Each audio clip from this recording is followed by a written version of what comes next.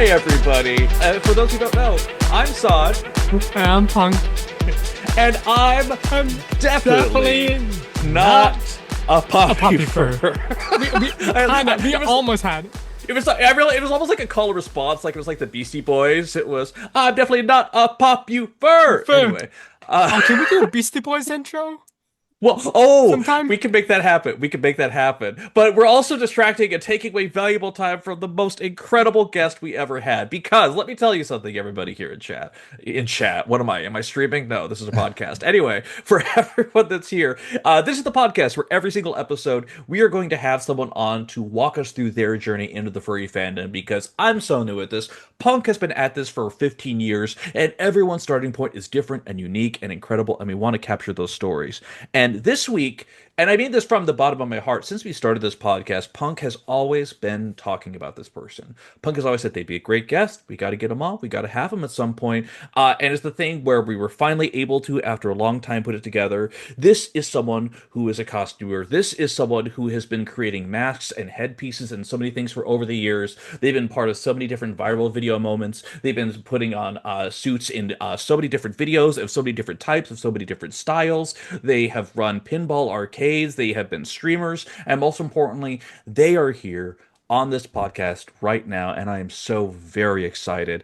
That's right. If everyone can please put your paws together, Nicki Tens is here. Nicki, Hello. how are you doing? Hey, I'm doing pretty good. Hey, are you recording this time? So let's double check. Let's see. I Yes, double checked we are. the thing. For those who don't know, we were recording. We were having a great convo, and then I'm like, "Oh fuck! It is not. I'm not seeing the controls I normally see. Everything is red right now. Everything is happening, and so we're Okay, good to cool. go. But we're just only going to repeat about 8 minutes of what we said previously. So we're upfront about it here, which is exciting. But most importantly, Nicki, I'm so glad you're here, and I am going to ask you a question that I definitely didn't ask the first time, which is, as much as I genuinely want to get to know more about your love of crafts, about your love of masks, about so many different things in your life, I have to ask the question which is on everyone's mind, which is, how the living hell did you end up meeting Punk? So we crossed paths long time ago. This was back in Mhm. like 2007, I think 2008. I think. Yahoo, the Yahoo Messenger days. Not And you know- AOL Instant Messenger. We went with the Yahoo. We The upgraded. AOL was old hat at that point. Like, who uses AOL anymore? Man, we're making fun of that back then. It was now all about the MSN, not even IRQ. We all migrated past IRQ. This was like in the Mhm. MSN Messenger, Yahoo Messenger kind of hip phase. And we started chatting on there. And then we had an early IRC chat going. And a friend did some real, front end, back end programming, created a web interface for IRC. And he layered on top audio and video.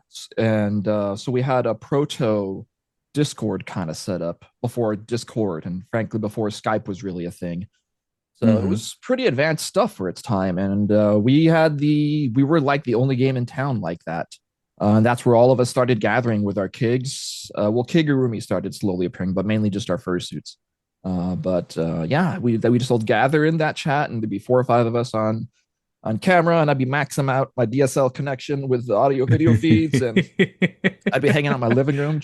We'd be up to like 3 or 4 in the morning, just changing costumes constantly. And like I said before, I had a beanbag chair. I just lie all over, and eventually, over the course of the night, I'd migrate across the living room on the thing, and you could tell how late it was by how close I was to the kitchen. And it's like. Like, oh, she's about to cross into she's next to the fridge. That means it's like probably 2 or 3 in the morning. So, Like a sundial. yeah, Right, Very- yeah. Little very notches in the questionable. carpet so you know what time it is, right? Yeah. So that was the good stuff. Those were the good days. And I had some of my earliest suits on there, featured prominently. Well, just to be clear on here, we obviously have you on I'm Definitely Not a Popufur, which is a furry podcast, but it sounds like you had so many different outfits and costumes that were beyond the scope of furry, or when Yeah. you were getting into costuming, was it always furry? It was at first furry because it was my first exposure to kind of costume fandoms. There We're gonna rewind the clock a little here, and we're gonna go Okay. back to when I was 10 years old. This is like fucking 1980. Can I swear on here? Yeah. Yes, do whatever the fuck you Fuck want, yeah. All right, truly. fuck yeah. Yeah. I'm gonna swear like a goddamn sailor. So Good. anyway, so we're gonna I was 10 years old. He's like, I'm Gen X, so I'm born in the late 70s, child of the 80s, formative years, 80s and 90s. So I'm 10-year-old me. I had seen The Secret of Nim, all-time favorite animated movie. I Hmm. loved the way Don Bluth draws and I presents mean, his animated mice. They are just amazing. Brisby, Jonathan, Jenner, Fievel, Bridget, they're just all amazing. But every character just with its unique set of expressions, and you always know what they're feeling at all times. You don't have to try and like mask it or hide it. Like it was, yeah, it was next level stuff. he was amazing, absolutely amazing Yeah. films. And but at 10-year-old me, my dad takes me to see American Tail. And I'm loving the movie. It's great. All the mice cute. The stories are fantastic. And then that one scene where he's in New York, Fievel's in New York, and Bridget, that activist mouse girl, just shows up on screen. And 10-year-old me is just like, wow, I'm just enamored with her. And years later, I was like, I wanted to get I wanted to get a suit of something. And I was like, I had a buddy who could make stuff, make masks. And this is after I had already got my first kigurumi mask. And I was like, can you make a kigurumi mask of a mouse? And I was like, gave him all these screenshots from American Tail. He's like, yeah, I could do that. Uh-huh. And he made Bridget for me. It's like, but yeah, so that was kind of my intro to fandom, like early intro, not even to fandom. That's just early intro to anthro characters. I didn't find fandom until I was around 16 when I would go to the comic shop. And I found Antarctic Press, a San Antonio based comic publisher and distributor, would pepper the local comic shops with, furry anthology comics. And I found Wildlife issue number 2. And it had this Anthro Vixen on the cover. It was a very Mardi Gras 3 themed cover. And I knew I liked that because I've always liked Anthro characters. And so I just bought that Hmm. comic and I was in love with it. All the stories and art from all these different people in there. And that's how I discovered furry fandom proper. And Hmm. then pre-internet, we had the BBSs. And I found out there's Hmm. actual BBSs you dial into that are furry themed. Because my friend had showed me, the local BBSs in town. So you get on your X86 with your Hercules Amber Chrome monitor, and you start booting up the 2400 baud modem, and you dial into these BBSs, and you get on the Echo Nets, which are the message boards, or not even messages, but I guess you could say message boards. They're called Echo Nets Yeah. because they gather up the messages for the day and echo them out at specific hours, like mail delivery. And they bounce and Oh. ping pong between the different BBSs. They basically echo through the systems. So it's not Hmm. instantaneous. It's everything mail gets delivered at certain maintenance hours in the middle of the night. And that's when, so you have to wait a day or two for a response sometimes. But Hmm. different echoes there were different clusters of echoes, and there was FidoNet, and I think one of the primarily furry echoes was the fishbone. And so I would always kind of lurk on the fishbone and send out messages through there. And so and I managed to actually find early pictures of fursuits on these BBSs. Download them at 2400 baud. That takes about 7 minutes for a Right. Yeah. compressed Yeah. JPEG. But I Uh-huh. still have those very pictures on my hard drive. I still have them these 30 something years later. And it was a Sean Keller fursuit. And if you know Sean Keller, famous Disney animator and fursuit maker, and I fell in love with these fluffy. They didn't look like mascots. They were much cuter, more form fitting, and just shaped in amazing ways. He had amazing aesthetics for his suits. He was ahead of his time back then with his suit designs. And I got in contact, and I don't think I got in contact with Sean. I think it was his friend. I just sent a message through the Echo. And I was like, hey, I really love these costumes. What would it take to get y'all to build one for me? And when we actually had a brief conversation saying, he'd have to charge a couple $1,000s. And I was 16. I didn't have that kind of money. I was saving up Right. to Right. buy my Right. first car. Priorities. Furry priorities. Priorities. Right. Yes. So yeah, but I was like, I thanked him for his time and the information, but it just kind of stuck with me. And it's like, I love that and I want that.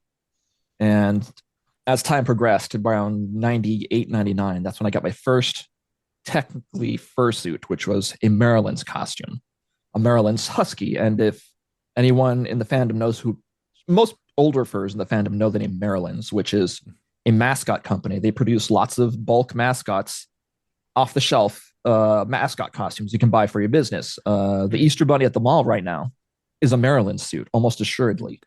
Oh yeah, but and a lot of the early furs would buy from Maryland for their first fursuit because they were affordable and they looked good, and they weren't your typical ugly sports mascot. They actually had a cute face and cute design to them, and they were quite quality for what the price you paid. So I had a Maryland's husky for my very first fursuit, and then I just started to branch out more and more from there. Nice. That is incredible too, but there is also, I think, a fine line between what you've done in your world, which is you get all these different outfits, you get all these things together, and I can only imagine the experience of suiting in these and how it changes you. But there's a fine line between that and then later making outfits or masks for yourselves on here. Was there a point in which that turn happened, or was it just something that was always in the back of your head? Or yeah, always something in the back of my head.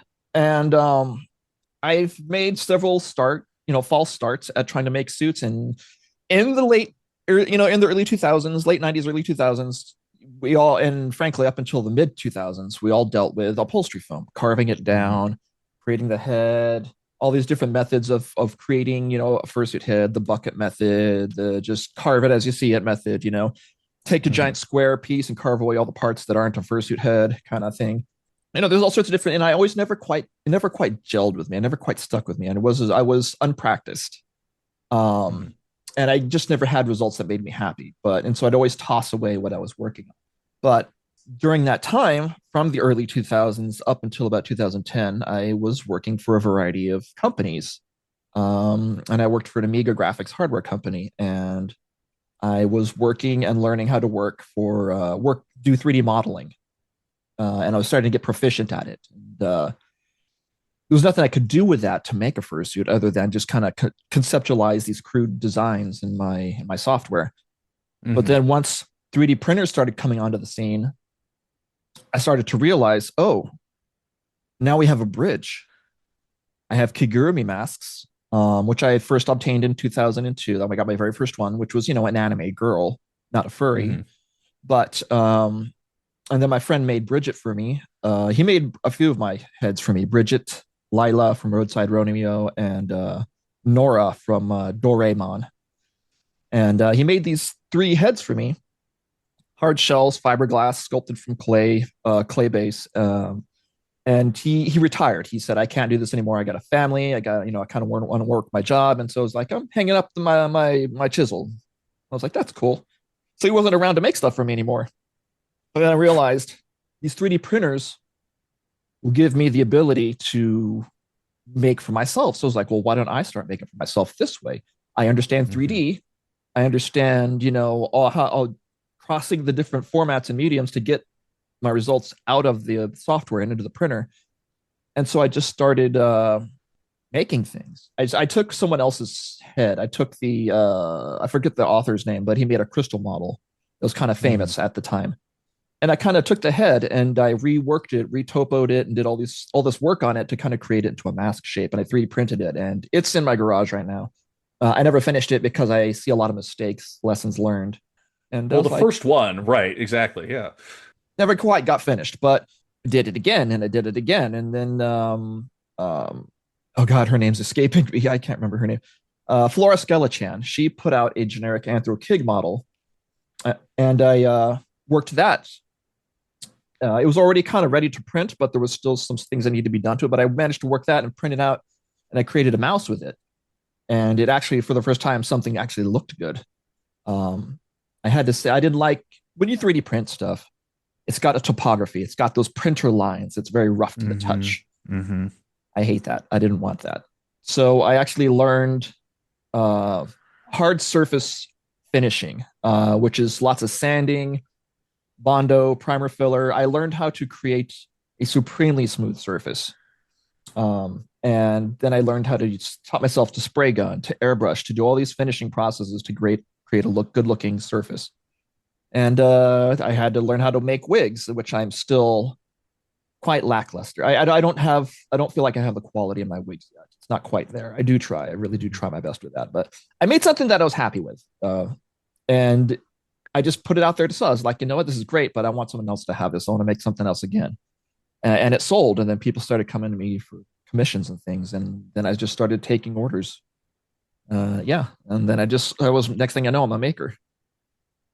That's like we're doing an audio podcast here, but I just got to be so honest. I'm just like grinning ear to ear hearing you talk about this Yeah. process. Like it is just like so cool to just have so many of these things, like some of these actual technical skills that you have adapted into this thing that you have such profound love for. And I'm sure it's the kind of thing these skills have probably come in helpful in so many other different areas here, but to feed this need of just creation of all these different suit types and masks and everything, I have like so much respect, number one, but also just so many like questions to it too. And before we get into it, I just because I brought this up in a group chat with a bunch of other furries earlier today, and they seem somewhat ignorant on it. So if they were ignorant on it too, I have a feeling some of our listeners might be.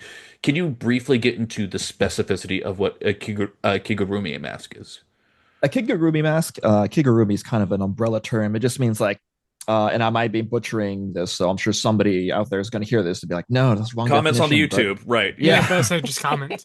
someone's going to correct me, but it's Yeah. kind of an umbrella term that just kind of means like a full body costume. Like it could be a mascot, or it could be the pajamas, or it could be the. We like to in the community like to associate it with a hard shell plastic mask of an anime girl and a full body zentai with space Mm. for hip and breast padding to create a very seamless anime girl aesthetic or appearance.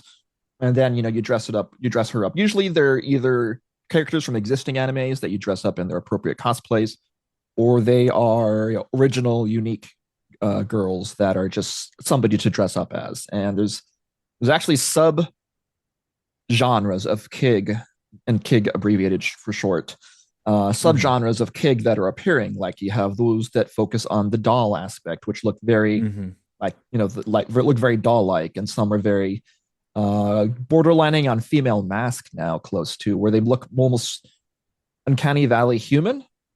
Hmm. And then there's just the others that are the standard anime girl from your favorite anime show. And then there is what some people have dubbed fur kig, which is like what Bridget would be, where she's of the kigurumi style, hard shell face with hair, uh, but she is clearly anthro. So she's not a fursuit, not quite a kigurumi, so she's kind of a fur kig. I think I saw on some of your socials you were commenting about some of like the Disney Elsa like official stuff that they have in parks that's kind of in the Kig universe, sort of kind of. Yes, it's like the new the things they're doing with the, I guess, the flexible rubbers that Hmm. they've put on their stuff now, like Elsa and also Belle from the I think the Disney Tokyo or Disney Shanghai, Okay. where their eyes blink and their mouths open and close, and there's no like seams, there's no like you can't see the seams between the plastic eyelids, where it's all a seamless design where it's all just flexible rubber. Those are Yeah. very three-dimensional and very, I was like, they if they didn't move on their own, those would make for like, those could be like great kig masks, a 2D animated Right. design brought into 3D space. Um, Yeah. because the robotics they're on top of, it just looks like it could be a kig performer almost. But the fact that they can Right. open and close their mouths and blink their eyes so seamlessly is just amazing. Like I'd love to see that kind of tech migrate its way into the fan communities. And they're slowly getting there. I've seen at least two suits, one kigurumi and one kind of more fursuit with eye tech that Mm, can change iris size on the fly. And well, some kigs are already blinking, but it's not a seamless design. right. I think I saw you post that. I think it was on Blue Sky or something like that, where it's just like it is so like toony to a degree, but like it is like accurate and it is mechanical and like just some of the most incredible design work I have ever seen. I'm just like, this is next level, especially for this fandom, but also I feel like it's the way it's going at this point too. Yeah. No, the things we Yeah. can do now were just not possible 7 years ago. I mean, I am absolutely amazed at the advancements in just consumer tech, the materials available to us, the tools Hmm. available to us. It, I feel like in the next 10 to 15 years, we'll probably see some truly next next generation fursuits. And I feel like the Mm. protogens are kind of that cusp of where people are trying to integrate and push the boundaries of just animated suits with blinking eyes and digital displays and things like that. So Hmm. it's amazing to see what very the electronically inclined people are doing. Right. Well, and it's the thing where you have a video, one of your most famous videos on your YouTube of, I believe it's you in a Jessica Rabbit style mask and outfit, correct? Yeah, yeah. I think I don't remember which one exactly, but I Hmm. know one of my videos went absolutely viral, and yeah, I think it's got like hundreds of thousands of views, and it's a mixed Half a bag on the million last I comments. saw, right, which was doing it was Yeah. doing pretty good, yeah. But it's like, and so that what was that experience like when you're inhabiting it? Because I think for a lot of people, fursuiting is it's an OC, it's a character, you're embodying it here, but here you're taking on a known entity, a known property. It is, cosplay to a degree, but this also, because you have the mask on, it's like kind of this surreal thing where it's not like Disney bound or anything else like that. It's not like an alternate iteration. It feels like you're inhabiting it. What is it like being in that headspace when you have it on and seeing how people react to you? Well, you are performing a character, and so you kind of want to Hmm. try and obviously embody the character, and pass or fail, you're going to do your best and try and at least behave like the character would. Like Jessica Rabbit's very sexual, very. Right. She walks, in a very specific feminine way, overly feminine, and so you kind of try and do that and perform in a way that the character would. You wouldn't, Jessica Rabbit's not gonna, wipe her nose and then put her knuckles on her hips and elbows out at side And flip and off a mosey her. bartender. Yeah, Right. Yeah. she's not Yes. going to act that way. She's going to try and act very femme fatale almost. Right. And so yeah, and whether or not I achieved that in that video, you could say, I did or did not. Like I know when I wear Bridget, I try to be very feminine and girly. Like I do have, and I don't wear her movie accurate dress very often. I do have a very well constructed movie accurate dress. Hmm. But it can be I take precious care of it because it's made supremely well out of really high quality materials. And it's also a little difficult to walk around in at times. So I wear a different dress, which lets me get a little bit more open with my movements and playful. But uh, yeah, at first I tried to present Bridget very accurately to the movie and walk around very kind of feminine and within the best ability that the dress would allow me to move.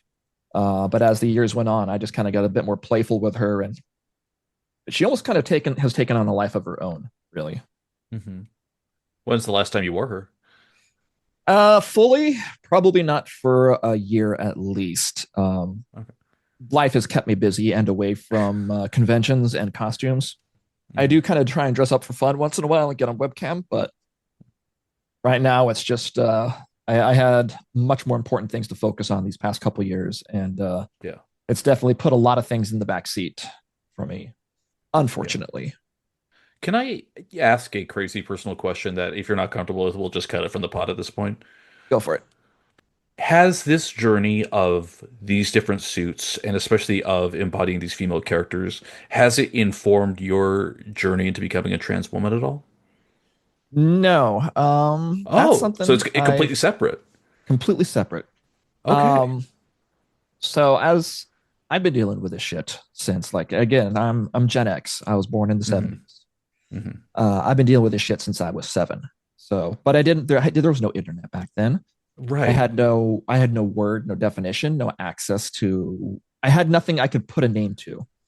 So it Mhm. was just this idea that something's off, something's wrong. Here's a 7-year-old kid trying to navigate the world, figuring this shit out. So growing up, I was always the gay kid in the 80s. Being the gay kid is not a desirable place to be. Mhm. Um, but as time went on, I kind of, I became an adult, and then I started to figure things out. I found like-minded people, I found local community, and then you find the internet, you find the other shit. So I put it together piece by piece over at least 2 decades. I didn't start transitioning until I was well into my 20s. Mhm. Um, and it's just yeah, it didn't happen until after I had made my way through some the professional world a bit, and also here's a fun fact. I used to be a theme park performer for the better part of a decade, Oh, including cool. Disney World. I was a performer for Disney World for a number of years. So I've got a bit of a background in that. Mhm.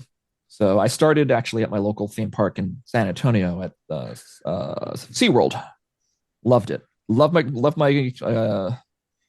coworkers. I loved my job. Stayed with that for like 8 years. And then I went to Disney for about three, I think almost 5 years off and on. I was full time for 1 year and then I went to like seasonal. But yeah, I passed all the auditions. I got the job, and this was pre-transition. Mhm. Um, and once I started to come out and say I am trans, I'm this and that, Disney basically politely fired me when they found out I was starting my transition. And I get it. I hold, this is the mid 2000s when this kind of thing is much less popular. Don't ask, don't tell, still in play, and all Yeah, these other not things. not Yeah, exactly in the cultural zeitgeist. So yeah. they kind of got rid of me because you know what? I don't blame them. Because I imagine what was probably going through the HR person's head when, just like, oh shit, is this person going to start 20 as the ladies' changing room?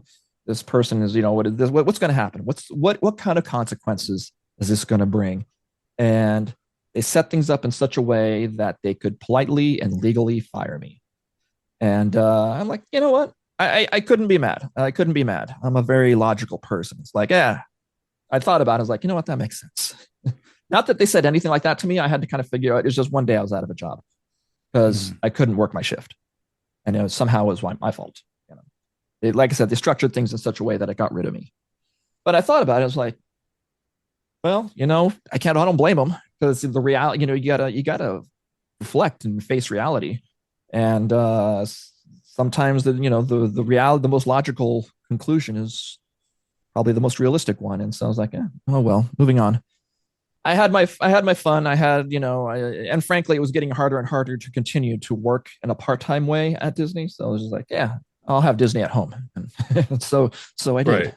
Um, Incredible. Can I ask what characters you played, or is that still oh yeah, I'm yeah. I'm pretty tall. I'm like 5'10". So I Uh, played. I primarily was Tigger. People loved me as Tigger. oh. The bosses at Animal Kingdom would wrestle for me because I did my job and I didn't complain. And Animal Mm. Kingdom is one of the hottest parks to be in as a performer, especially in the back rooms. Our back room really didn't have air conditioning during the summer, so it was just hot, miserable, and sweaty. But I don't care. Um, my bosses love me, so they always kind of asked, "Hey, I want this person here." Um, and so primarily I was Tigger. I also did Miss Piggy on occasion. That was the only Oh my only female character I God. could really be. So I got to be Yeah. an absolute diva. I was a mean girl to the girls. I was just you can't be cruel as a character, but when you're a Miss Piggy diva, you get to have fun. So Yeah. Yeah. yeah, That's incredible. there's a fun way to get all like push the girls out of frame of the photograph and just kind of you know Hmm. have the Hmm. boyfriends all to yourself. So that kind of stuff was a good time. That's Um, yeah, so incredible. variety of characters. Yeah. Miss Piggy, Tweedles, Geppetto, the Country Bears. Oh, Brother Bear was Kenai, the taller bear. That's Hmm. a great suit. But here's an interesting thing that I actually learned while at Disney. There were two types of costumes that are built. Those built from the inside out, which Okay. are built for the performer's comfort, first and foremost, and those built from the outside in, which is built for aesthetics, performer comfort secondary. So some of those Oh. costumes are uncomfortable and clumsy as fuck. And Hmm. those are the outside ends. Other costumes like Kenai was a really comfortable, great suit. Tigger was a comfortable, great suit. Miko is a really comfortable. I never got to wear him. I was way too tall for Miko, but the girls loved being Miko because he has great vision, great visibility. That's an inside out suit, as they call it, or I call it. So great costume that's comfortable to wear and designed with a performer in mind is an inside out suit. If you're going for aesthetics and comfort last, that's an outside in. And so I kind of took that into consideration when I do costumes now. How good is it? How good is the vision? How good is the breathability? Because I only make masks. I don't make fursuits. I don't make bodysuits. But the masks, is this comfortable to wear? Does it breathe well? Can it see well? So I want those kinds of things. I want inside out suits when I make something. I don't want something to be uncomfortable or clumsy to wear. I have Minerva Mink as a fur kig mask, and excuse me, I just burped. You're I good. had a cheeseburger before we started, so it's kind of haunting me right now.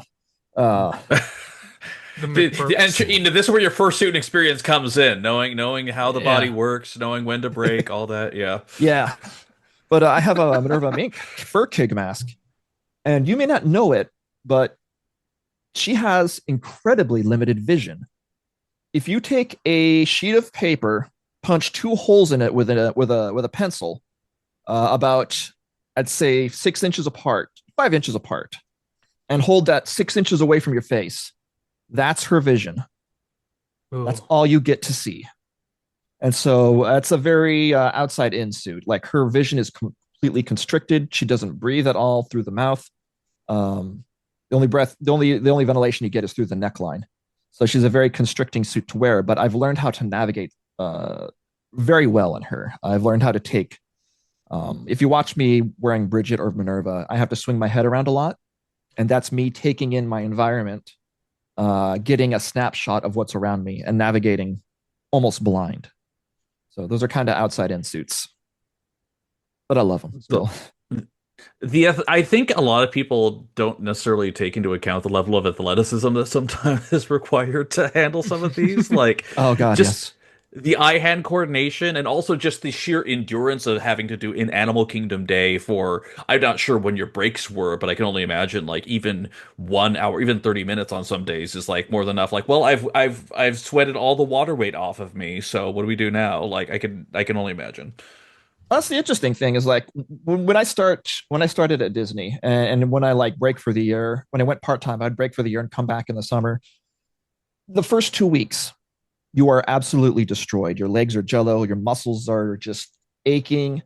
Each each progressive day just feels worse than the last. But once you cross that second week, there's some just one day in the week that you just cross this line, and you are indestructible. You are invincible.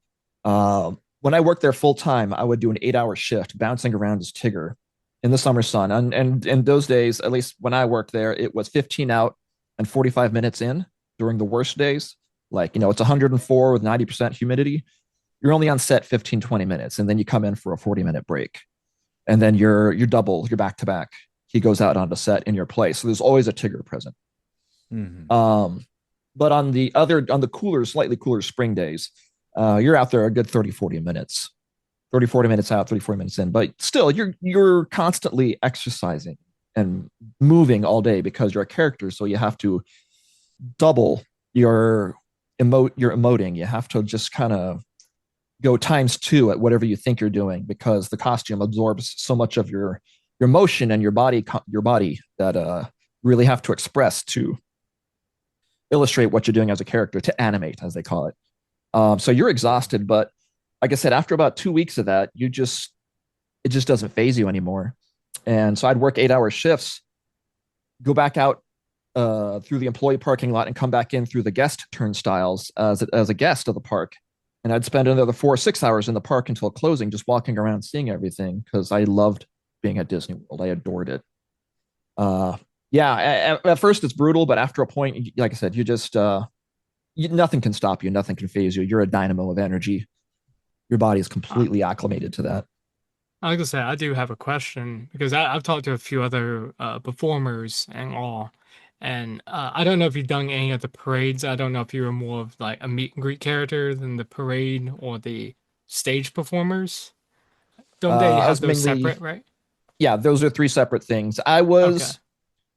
I did one parade. I did the Hollywood MGM Hollywood parade briefly, but Mm. I was primarily meet and greet. I got two incurable left feet. I really am not that good to do stage shows. So you gotta be a certain special someone to get onto the stage shows. Um, Well, I'm well for the parades. Someone said that like how you said on like the worst days, it's like 15 out and whatever. Isn't like if you're one of the parade performers, isn't that like you're just stuck there for the entire parade, no matter yes, like? And I think they said it's like what 15 minutes prior setup, so you're already in costume 15 minutes before the parade even starts, and they have to worry about like if there's a delay. I mean, typically they have those. ran pretty like tight with like the timing, but shit happens. Yeah, But I've heard it's like it could be like 35 minutes you're out there in costume having to animate the entire time because I don't think there's any like breaks or breaks of sight from the crowd. yeah. No, you're out there. You once you're out there, you are out there. Yeah. And I've seen people pass out in suit before. Like it doesn't happen very often, but once in a while, It does somebody happen. just can't take it and they hit the wall. Mm, That never happened to me, thank God, but I felt it coming mm, close once. So I know that feeling, and I never want to. I mm. watch myself closely when I'm out in like fursuit or my costumes. I've only had to do that once. I just had to do an emergency break. Yeah. I've got a Rebecca Cunningham fursuit from Sean Keller that I used to wear, and at one time in her, I felt like I was at a convention, an anime convention, and the halls were just not air conditioned very well, and I could just feel myself on the verge of passing out. So I had to. Fortunately, my friend had a booth there, and I sought him out, and basically I just ducked behind his booth, and I just had to pop my head off Mm. and just breathe because yeah, you don't want to pass out. You do not want heat stroke. It's just not a fun place to be. Yeah, yeah, I've been down that road a few times, and once you feel that, as you say, you don't want it to happen again. You make sure that you're hydrated and take the breaks and do whatever you can, because Yeah. yeah, it sucks. Yeah, I But mean, to any young furry like getting into fursuiting and stuff like that, and you're excited to go to your first con, pace yourself, take advantage of that headless lounge. That is a lifesaver. avoid Um, sodas also. avoid Of sodas of yeah, and electrolytes too. Don't just drink water. Just drink like Gatorade or Powerade or something with electrolytes too. yeah, Mhm. I like to say to people, have a handler friend with you if possible, somebody who's got your back. You know, got a bag on him, have a bottle of water or two with him, and have him help. Like I always say, have him help guide you around. You know, call out stairs. Nobody likes surprise stairs. They're not a Mm. good time. Um, Damn. Perfect. Yeah, exactly. You're only walking through areas with limited vision in this bulky item, and you have to make all these quick decisions quickly. Yes, in order to make sure you're walking carefully. Like, yeah. yeah. So like When I in saw, Bridget and Minerva, oh sorry, I was I was, in Bridget and Minerva. You know, they got incredibly restrictive vision, and so it's like I'd always tour the venue first on foot, just kind of become familiar with the areas. You know, where are the stairs, hmm where's this and that, and then because I don't always have a handler, and at this point, I feel like I don't need one half the time because I'm experienced enough with this stuff. hmm I'll go out in suit and yeah, and I'll take it carefully, but I can handle myself out there. I know my limits. hmm All I know is that when I went to my very first con this last year, which was MFF, and I saw a lot of ambulances outside the front, but they were at night. I don't think they were due to fursuit and falls. I think they were due to many other reasons, but tis the furry experience. Also, Yeah. you're describing all of these difficulties and these hour days. You're just describing punk fantasy camp right there, as far as I'm concerned. I think that's just basically the ideal Mm. life of just mascotting all at all times. Like I think that'd be perfect. So I would say yes, but I also have a friend that. But the Right. thing, well, I would say like because I used to do a lot of mascot stuff too, and it's very Uh-huh. rare for me to do that now. But I hmm have I have my friend who is now kind of doing that. Like that's what he does. Like he is in costume pretty much all day, but he is like his body is just giving up on him at this point. Like he's always talking to me. He's like, dude, I'm just exhausted. I'm getting sick. Like it's just and it does. Like my shoulders are like fucked from all the years I've done it and my knees too. Because hmm like as you said, Nikki, some suits are outside in, and I've won a few of those, and I still try to give it my best. So I was doing things that that costume should not be able to do. Yeah. And the thing is like it's like if you got like a harness on your shoulders or Yeah. I've seen some suits with like that are so built in such a way that you have a strap on your waistline and there's like weight placed on your back and your stomach or your abdomen. For balancing, yeah. Those bouncing and those will screw up your back more better than anything. hmm when I see a costume like that, I am like, oh God, no. I've done a Daniel Tiger one time, like the older models, and that was a saw trap. Like literally, it was literally a Yeah. metal harness with like just like I guess padding on it, and there's straps around you with like a seat belt, and then like they put the coat on, and then it zips onto the head, and then it is just you're locked in, and is so you can't see. There's like very, very limited vision. So you're just kind of wandering around aimlessly, praying you don't like fall over. And it was very top heavy too, like 20 pounds almost. Ugh. Jeez. And I'm like 5'4". So I was yeah, like my back was screwed up for weeks afterwards. Yeah, Jesus. that sounds like a nightmare costume. Hmm. Of which I'm there glad are they got the several, newer I'm sure. ones. Yeah, Yeah, I've yeah. seen some Yeah. Look, real terrible ones. Yeah. yeah. So I do have to ask the most personal of personal questions though, Nikki. Yeah. What was it like meeting Danger Mouse? It was awesome. That's okay. So another rewinding the clock a little bit. When I was a kid, I was terrified of costume characters. Terrified of them. Like I couldn't fathom. Younger me could not fathom being a character for a performer for Disney. But one day I found out Danger Mouse was going to be at the mall. And I loved classic Danger. I know they have new Danger Mouse, but I love classic Danger Mouse. That's what I grew up on. That just watching that on Nickelodeon all day. I adore Danger Mouse. And so my dad took me to the mall to meet him. And like I said, I'm normally terrified of these characters, but I meet Danger Mouse and I thought he was just the coolest thing in the world. Here's my cartoon hero standing in front of me. And I'm not a dumb kid. I know it's a costume, but it's just the coolest thing that it's just like it's in front of me and somebody gets to be that.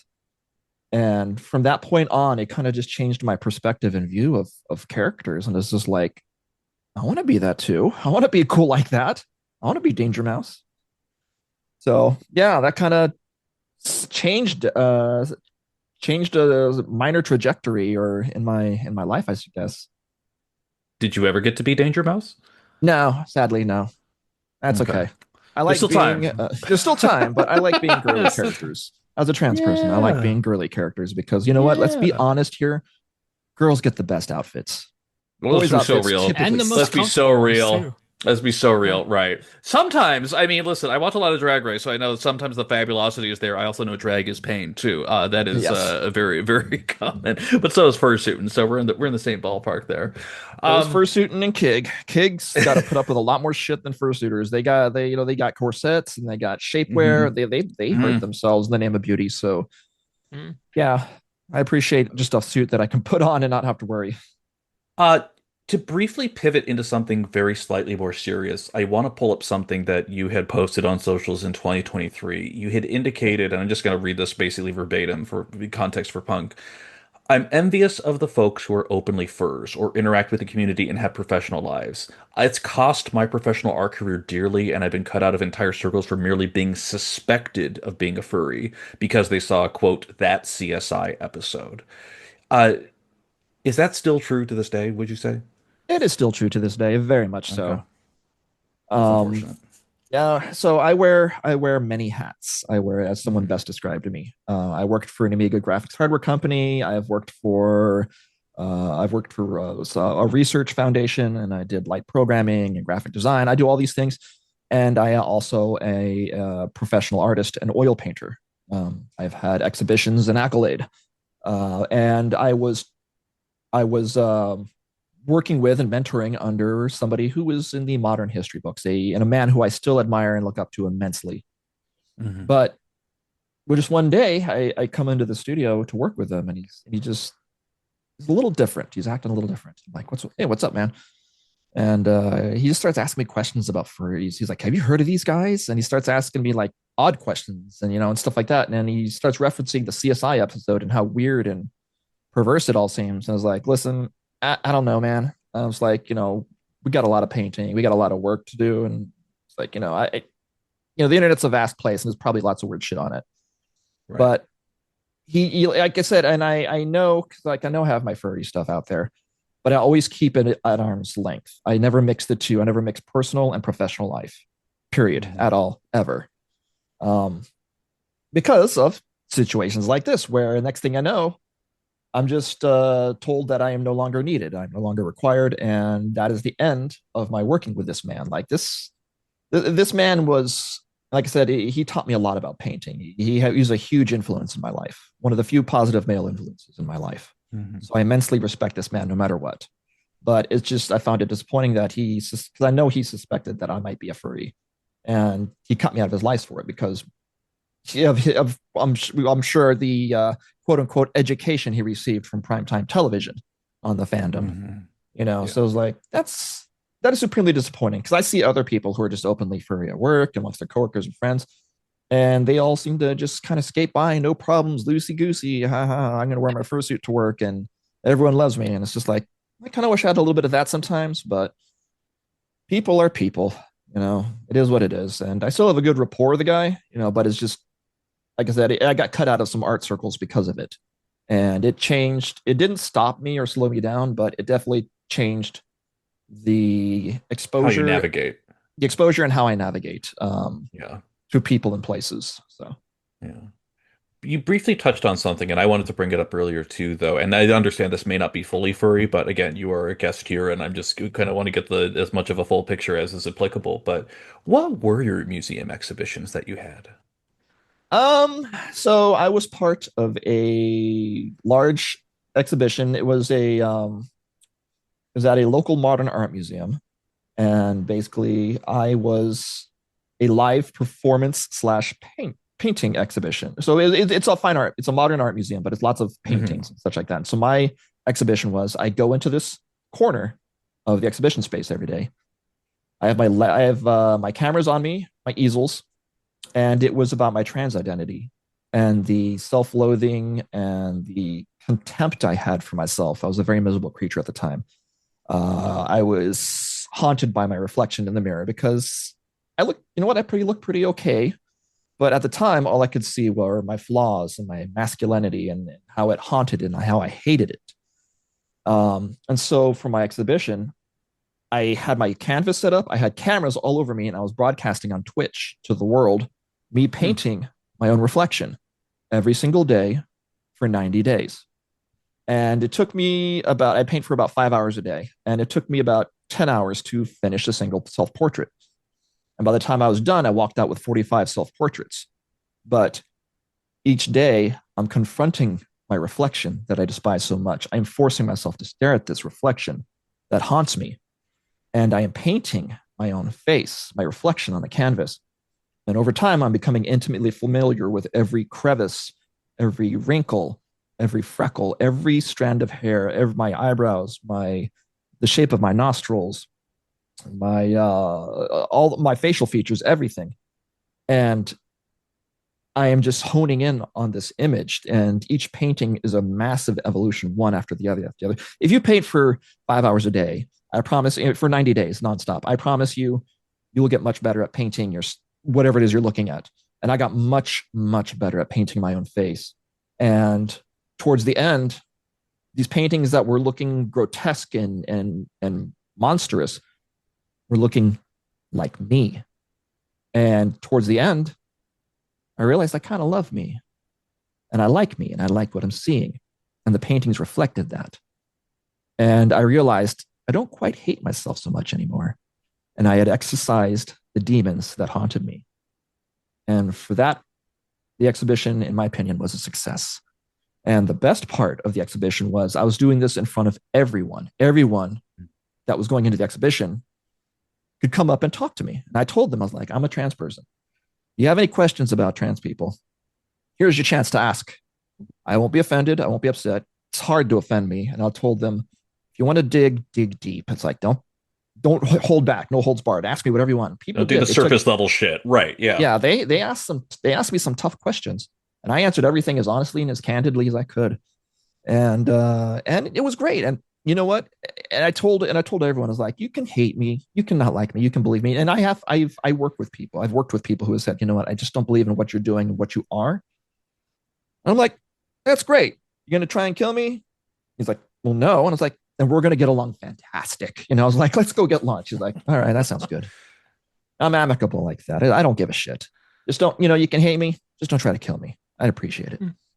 But these people, the hater, the people, because some people were flippant towards me, some people were hateful toward me, but some people genuinely wanted to know why.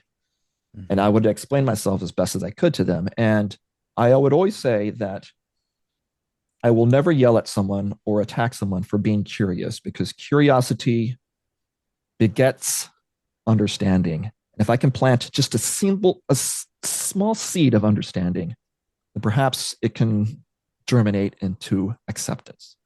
And if you yell at someone, you attack someone, you're drawing a line in the sand, daring them to cross it again, and they won't, and you will lose them. You will not have dialogue with that person anymore. They will form their opinions and realize that they can't approach you, they can't talk to you, they can't break bread with you at all. You are they've declared you their enemy, their opponent.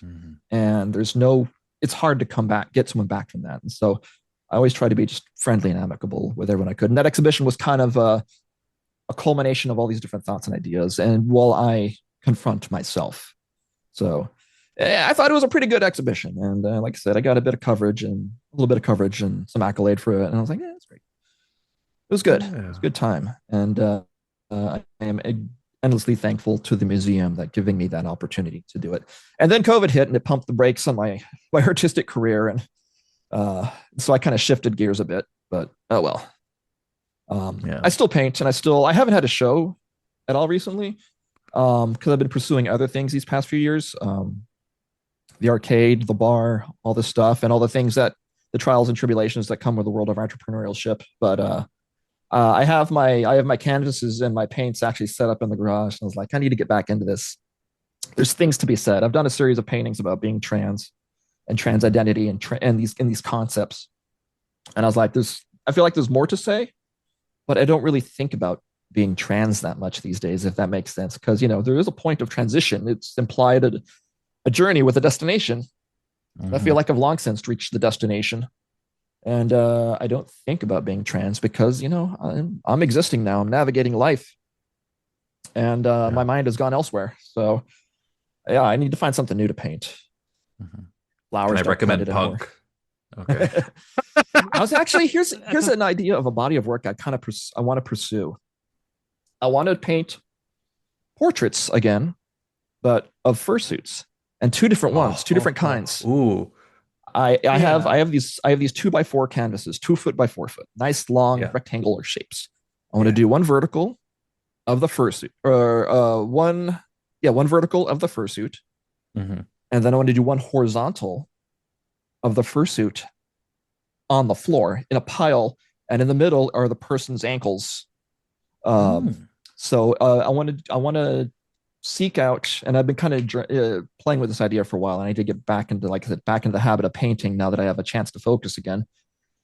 These portraits of these known fursuiters, like almost like Popufurs in a way. The people, prominent suitors in the fandom, and I want to do these portraits of them, their character alive, and then the character not discarded, but removed and on the floor, and like I said, just their legs in the middle as if they just finished disrobing. And I want to, without ever showing the performer's face or identity, I just want to kind of capture the reality of the character and the performer.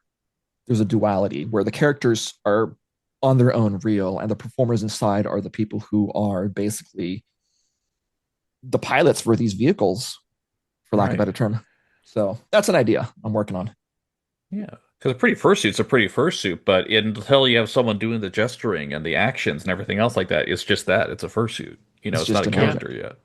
Well, well, number one, keep us informed. Knowing the name of this podcast, we can definitely recommend some people who are not Popufurs for it. I can tell you that right now. But listen, we have so much to go through still. Like, it's the kind of thing where that's why we have the After Hours episode. If you're down for that, absolutely.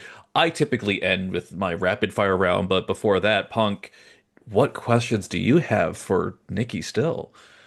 I don't know. As I said, it's been a while since we talked, and I know you've done the art stuff, and again, I've seen your work prior to your exhibition. It's insane. And I think I know you did commercial work also because I remember I think I reached out to you one time because you were like messing with like red cameras and stuff, and that's when I was still doing film and photography on my end. But Yeah. yeah, it's just fucking insane, like your career and all that you've been through, like it's insane.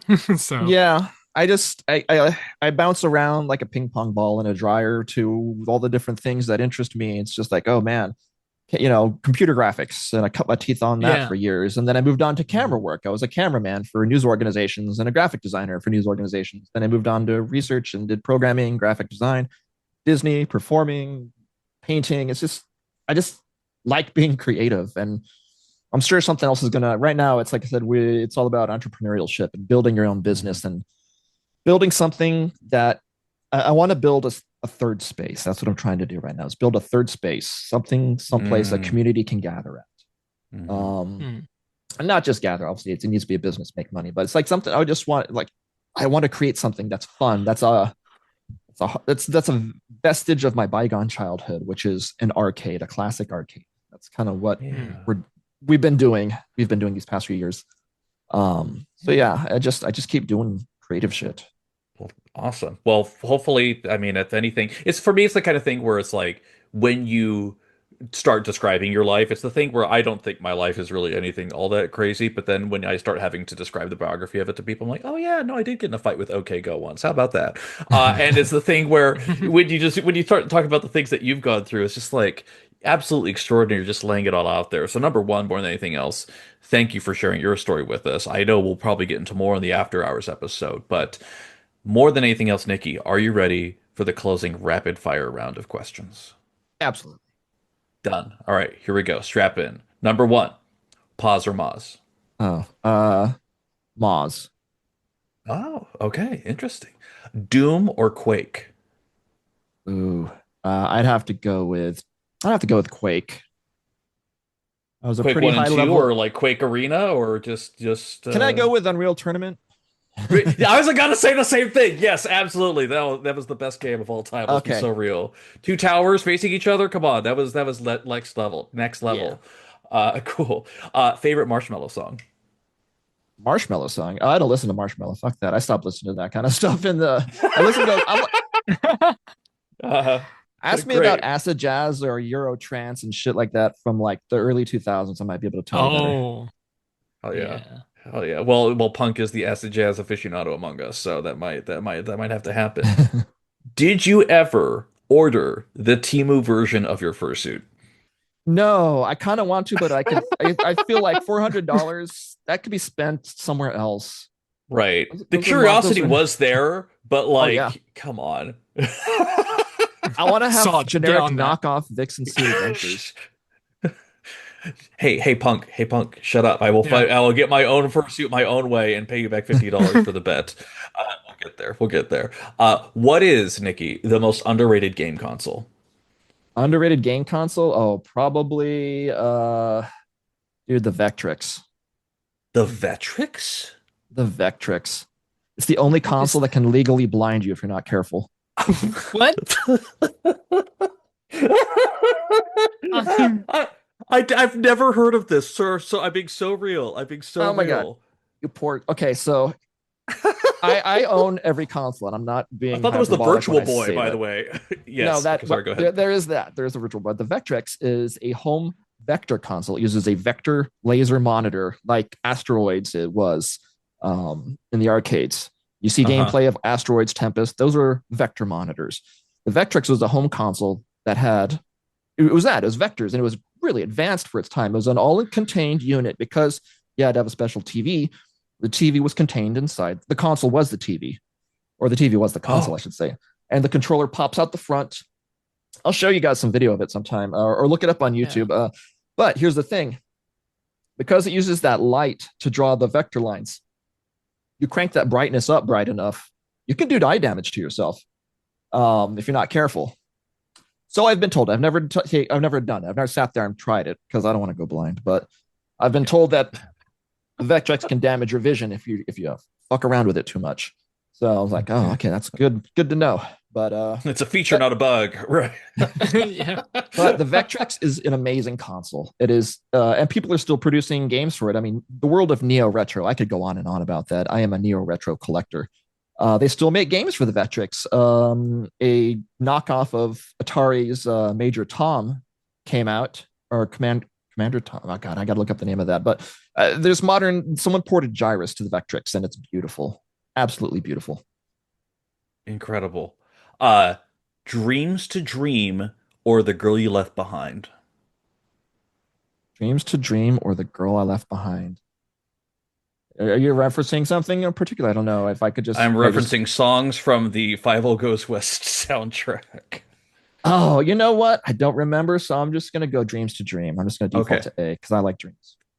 fantastic. I love that. All right, last question then, and it's our perennial, which is if you were to pick a guest to be on this podcast now that you've gone through the gauntlet and now you know what it's about, know what we do, and all that stuff, who would you recommend?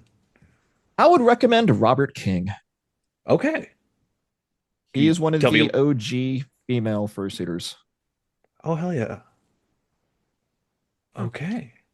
Well, we're jotting it down right now. That's fantastic. Nikki, I'm delighted. I'm still smiling. I hope that you get to stay around for a short little after hours episode after this. But most importantly, thank you so much for taking the time to be here, for sharing Thank your you. story with us.